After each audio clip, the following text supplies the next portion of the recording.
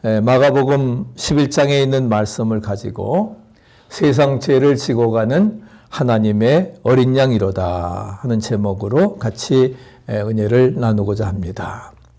우리 종려주일은 예수님께서 이제 예루살렘으로 입성하셨을 때 종려나무 가지를 사용한 데서 유래가 되었습니다.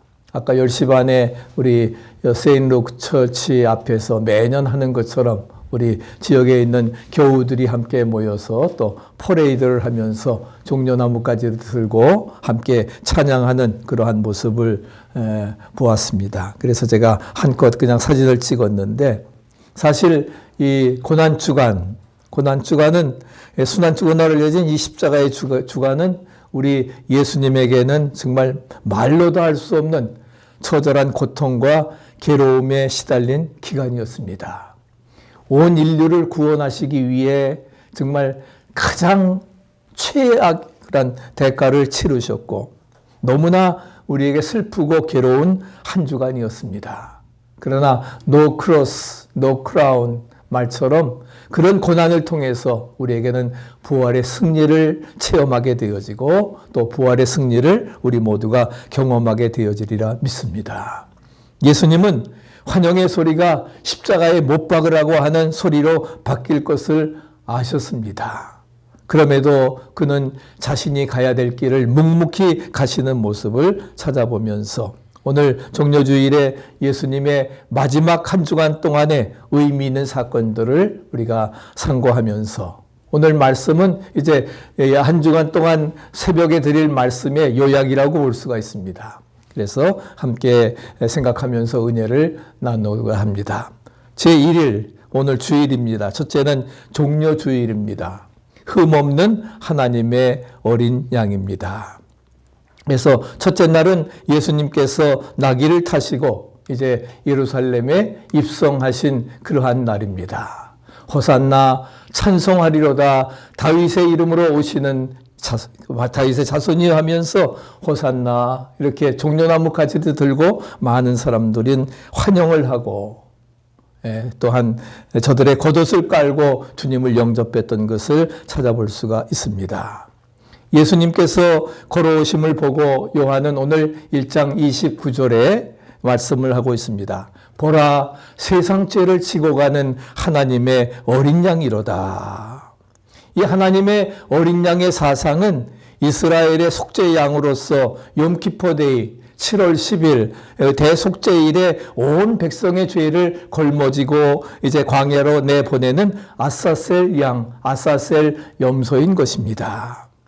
그렇기 때문에 금년 고난주간에는 특별히 예수님의 행적을 따르면서 세상 죄를 지고 가시는 어린 양을 바라볼 수 있기를 축복합니다. 우리가 하나님 앞에 드리는 제물로 드리는 양은 흠없는 깨끗한 양이어야 됩니다. 출애굽기 12장 5절에 말씀을 하고 있죠. 출애굽하기 전에 유월절을 지키면서 바로 그 양을 잡아서 불에 구워 먹고 그리고 그 피를 문설주와 임방에다가 바릅니다. 그래서 그 피를 본 하나님의 재앙의 사자가 패스오버 넘어가는 거예요. 거기 그 집을 넘어가서 이제 그들은 구원을 얻게 되는 것이 바로 출애굽 사건이고 유월절 사건이고 십자가 사건이라는 것입니다. 바로 이제 세상 죄를 지고 가시는 하나님의 어린 양이로다. 바로 요한의 그런 고백과 마찬가지로 예수님께서 세상 죄를 짊어지고 우리를 대속하시기 위해서 십자가에 못 박혀 죽으신 바로 흠이 없는 하나님의 어린 양이신 것입니다. 그렇기 때문에 제자와 무리들은 입성하시는 예수님을 위해서 정성껏 모든 것을 준비했습니다. 먼저 누구도 타보지 아니한 나귀 새끼를, 아무도 짐도 지어보지 않고 타보지 않은 나귀 새끼를 예수님을 위해서 이제 준비를 하였고, 이것은 왕에 대한 존경의 표시입니다. 성별함을 가리킵니다. 그리고 거기에다가는 자기의 그 이불과 같은 가장 중요한 겉옷을 벗어서 깔았습니다. 희생의 제물을 뜻하는 것이지요. 세 번째는 평화를 상징하는 이제 종려나무 가지를 흔들면서 길에다가 폈습니다. 개선 장군의 그러한 입성으로 승리를 상징하는 것입니다. 그리고 앞에서 가고 뒤에서 따르면서 소리 지르면서 호산나 찬송하리로다. 주의 이름으로 오시는 이여 찬송하리라. 다윗의 자손 예수여 찬송하리라. 말씀을 하고 있습니다. 메시아로 환호했습니다. 우리가 마땅히 들어야 될 찬양의 말씀인 줄로 믿습니다. 우리가 특별히 고난주간에 우리는 정성껏 기도하고 말씀 읽고 우리가 딴 날은 몰라도 굿프라이데이 성금요일에는 적어도 한 끼 이상씩 금식하면서 주님의 고난에 동참하기 위해 최선을 다해서 모든 사람에게 구원의 빛을 전하는 복된 삶이 되어지시기를 간절히 바랍니다. 그렇기 때문에 고난주간과 부활주일은 바로 멸망의 세계를 영생의 세계로 이끌어가는, 믿습니까? 멸망의 세계를 영생의 세계로 이끌어가는, 마치 십자가에서 다 이루셨다고 말씀하신 것처럼 모든 죄를 담당시키신 것처럼 멸망의 세계를 영생의 세계로 이끄는 최후의 사건이라고 하는 사실을 우리가 기억해야 될 것입니다. 둘째 날은 월요일입니다. 둘째 날은 진노하시는 어린 양에 대해서 말씀을 하고 있습니다. 이제 예루살렘 성에 들어가셨다가 성전을 둘러보시고는 이제 베다니로 나가십니다. 그리고 이른 아침 또 이제 출근을 하게 되시는데, 그래서 주님께서 그 아침에 성전을 향해서 걸으십니다. 그리고 도중에 길가에 서 있는 한 무화과 나무를 보셨습니다. 뭐 어느 누구도 아침 대접 안 했을 테니까 열매를 먹을까 하고 봤는데 없는 거예요. 잎은 무성한데. 그래서 주님께서 이제부터 영원히 사람이 내게서 열매를 따먹지 못하리라 저주하셨고 곧 뿌리가 말라서 죽게 되었습니다. 이 말씀을 요약하면은 바로 뭐예요? 믿음이 없어서 우리가 열매를 맺지 못한다고 하는 것입니다. 믿음이 없기 때문에 겨자씨만한 믿음만 있다 할지라도 정말 산을 옮기우는 믿음이 될 수 있는데 그 믿음이 없다 하는 거예요. 할 수 있거든이 무슨 말이냐? 믿는 자에게는 능치 못할 일이 없느니라. 믿음이 없어서 열매를 맺지 못한다고 하는 것. 그렇지만은 우리가 믿음의 사람이라고 하면은 열매를 맺을 때에 기적이 일어나고 할렐루야 또 기도할 때에 응답해 주신다. 우리에게 분명히 말씀해 주십니다. 주님께서는 오늘도 우리에게 무엇이 있는가 기대하십니다. 네가 과연 잎만 무성한 무화과냐? 너에게 정말 성령의 열매가 주렁주렁 달려있느냐? 주님께서 우리의 열매를 찾으신다 하는 거예요. 보신다 하는 거예요. 그런데 우리가 열매가 없을 때에 우리도 뭐예요? 저주받아 말라 죽을 수밖에 없다는 사실을 기억해야 될 것입니다. 그렇기 때문에 신령한 아름다운 성령의 열매를 우리가 주님께 드려야 되리라 믿습니다. 회개의 열매, 또 성령의 열매, 전도의 열매를 맺게 되어지면 우리 삶의 축복의 열매가 맺어지리라 믿습니다. 저는 오늘 기쁜 소식을 우리 우건사님한테 들었습니다. 이제 4월 첫 주에 제가 한 분을 모셔옵니다. 할렐루야. 전도의 열매가 우리 2024년에 첫 부활절 기점으로 해서 맺어지는 역사가 이루어질 텐데 하여간 여러분 기도 많이 해주시고 행여나 사탄 마귀가 틈타서 막지 않도록 할렐루야 우리가 기도하면서 정말 우리가 아름다운 열매를 맺어 나갈 수 있어야 될 것입니다. 위대한 신앙의 사람들은 좋은 호조건 때보다는 악조건 때에 더 많은 열매를 맺었던 것을 우리는 찾아볼 수가 있습니다. 그리고 그 다음에 주님의 진노는 바로 뭐예요? 성전에서 나타나십니다. 성전에 이제 입성하시면서 둘러보셨습니다. 그리고서는 성전에 가서 이제 주님은 성전을 방임해둔 성전 지기로부터 제사장까지 다 내어 쫓고 장사하는 사람들의 장사 그 모든 것들을 다 청소하셨습니다. 정말 성전 안이 난장판이었습니다. 난장판이었어요. 그래서 다 저들을 내어 쫓으십니다. 권위를 가지고 어느 누구도 그에게 대항하지 못하게, 그렇게 해서 내 집은 만민이 기도하는 집이라고 했는데 너희들이 강도의 구려를 만들었다. 강도의 소굴로 만들어버렸다는 거예요. 만민이 기도하는 집인데 강도의 소굴로 만들었다 하시면서 척결을 하셨습니다. 세 번째 화요일 날은 바로 가르치시는 어린 양이십니다.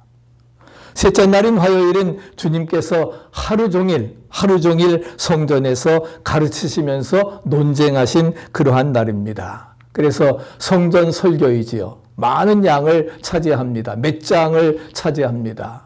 마태복음 5장부터 7장까지 우리가 산상수훈이라고 하면은, 그 다음에 마지막 예수님께서 3일째 성전에서 가르치신 성전 설교도 장수가 여러 장 되면서 바로 그 산상수훈과 성전 설교는 주님의 쌍대, 2대 그 쌍벽을 이루는 그러한 설교 중에 하나인 것입니다. 거기에서 많은 선한 사람의 비유라든지, 그 다음에 대제사장 서기관 장로들의 질문을 받으시고, 두 아들의 비유, 그 다음에 포도원 농부, 혼인잔치의 비유, 천국 비유 등 모든 것들을 이제 논쟁하시면서 바로 이스라엘이 하나님의 기대에 어긋나고 있다고 하는 사실을 지적을 하고 회개를 촉구했던 것입니다. 그래서 하루 종일 논쟁하시면서 쌍벽을 이루는 주님의 설교가 되어지는 것이지요. 그렇기 때문에 같이 한번 읽어보시죠. 양된 우리는 선한 목자이신 주님의 음성을 듣고 어린 양이 인도하는 대로 따라야 된다. 믿습니까? 다시 한번요. 양된 우리는 선한 목자이신 주님의 음성을 듣고 어린 양이 인도하는 대로 따라야 된다. 누가? 주님이 인도하는 대로. 그분의 음성을 듣고, 먼저 들어야 돼요. 말씀은 들음에서 나고 들음은 하나님의 말씀으로 말미암았다 했으니까 우리가 뭐예요? 선한 목자이신 사꾼의 사꾼의 음성을 듣는 것이 아니라 선한 목자이신 주님의 음성을 듣고 인도하는 대로 따라야 된다 하는 것을 우리에게 말씀해 주고 있습니다. 네 번째 날 수요일 날은 우리가 침묵하시는 어린 양에 대해서 말씀을 하고 있습니다. 그 전날은 성전에서 하루 종일 논쟁하시고 교훈을 말씀해 주셨는데, 그 다음에 세 번째 날은 어떻게 보시면 침묵하시는 그러한 모습을 우리가 찾아볼 수 있습니다. 주님이 무엇을 하셨는가 말씀하지 않습니다. 성경이 침묵하고 있기 때문에.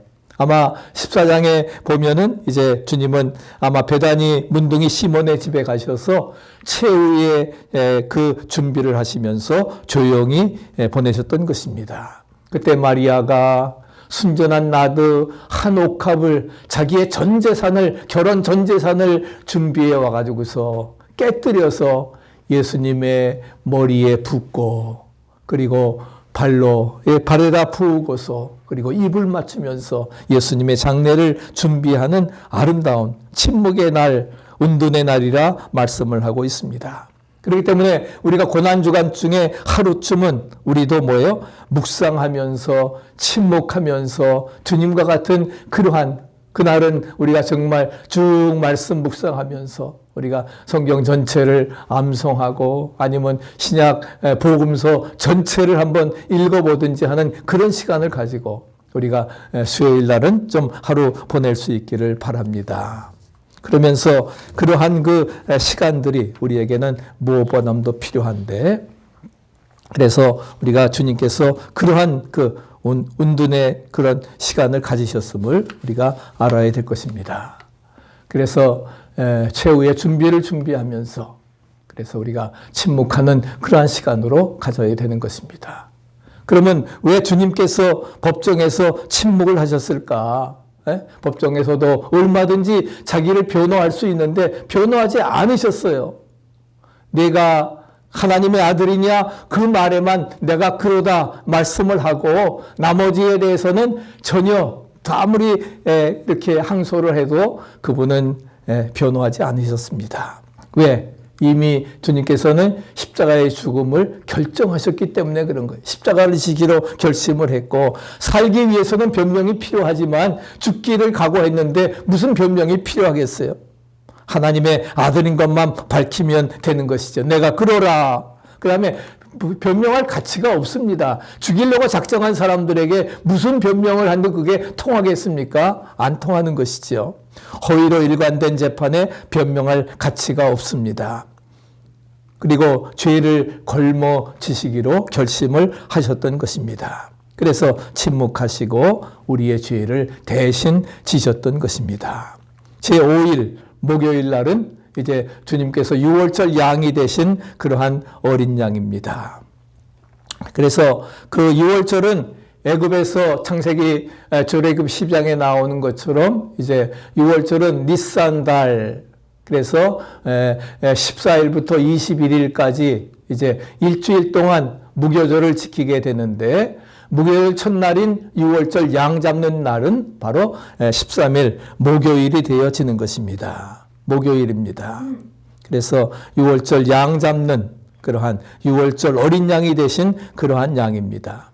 그래서 유대인은 하루를 해가 지는 시간부터 시작을 하기 때문에 이제 어두워지면 새날로 바뀌게 되는 것입니다.